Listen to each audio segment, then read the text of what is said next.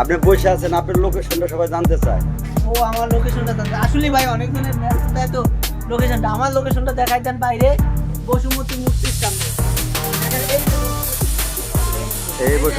এই যে বসুমতী মূর্তি, মূর্তি থেকে সোজা আসলেই মায়ের দোয়া হোম সার্ভিস সেন্টার। এখানে আমাদের সাইবার দোকানে কম্পিউটার, টিভি, তারপরে হচ্ছে হলো অডিও, ফাংশনাল, ইলেকট্রনিক্স, ইলেকট্রিক সব ধরনের কাজ করা হয়।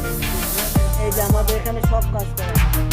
মায়ের দোয়া হোম সার্ভিস। আসলে সবাই লোকেশন জিজ্ঞান, এটা বলার কিছু নাই। বসুমতী মূর্তির সামনে যে কোনো মানুষকে বললেই, সাইফুল মায়ের দোকান বললেই সবাই জানে।